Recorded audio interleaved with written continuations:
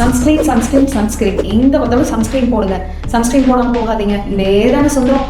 Sunscreen போடணுமா doctor? ஆனால் என்னோட சன்ஸ்கிரீன் போட்டேன்னா எனக்கு வந்து ஃபேஸ் ஃபுல்லாக பிளாக் ஆன மாதிரி இருக்குது, இல்லைன்னா ஒயிட் பேட்ச் மாதிரி இருக்குது, இதுக்கு என்ன பண்ணணும் இப்படிங்கிறதா காமன் கொஸ்டினாக இருக்கும். அப்போது உங்களோட சன்ஸ்கிரீன் நீங்கள் கரெக்டாக செலக்ட் பண்ணலன்னு அர்த்தம், ஆர் ப்ராப்பர் அப்ளிகேஷன் இல்லைன்னு அர்த்தம். ஸோ இதுக்கு என்ன பண்ணலான்னு பார்க்கலாம். யூஸ்வலாக சன்ஸ்கிரீன் பார்த்தீங்கன்னா ஸ்கின் டைப்புக்கு ஏற்ற மாதிரி தான் நம்ம ஃபார்முலேஷன் செலக்ட் பண்ணணும். அந்த காலத்தில் கிரிக்கெட்டர்ஸ் எல்லாம் போட்டிருப்பாங்க பார்த்தீங்களா, அது வந்து ப்ராட் ஸ்பெக்ட்ரம் இல்லை மோஸ்ட்லி வந்து ஃபிசிக்கல் சன்ஸ்கிரீனாக இருக்கும். அப்படியே ஒரு ஒயிட் லேயரை போட்டிருப்பாங்க. ஸோ இந்த ஃபிசிக்கல் சன்ஸ்கிரீன் இருக்கிற எல்லாமே பார்த்தீங்கன்னா உங்களுக்கு ஒயிட் பேட்ச் இருக்க தான் செய்யும். ஸோ இதுக்கு என்ன சொல்யூஷன் அப்படின்னு பார்த்தா, நீங்கள் வந்து ஃபிசிக்கல் அண்ட் கெமிக்கல் சன்ஸ்கிரீன் ரெண்டும் கம்பைன் பண்ணலாம், ஆர் கெமிக்கல் சன்ஸ்கிரீனாகவும் போட்டுக்கலாம்.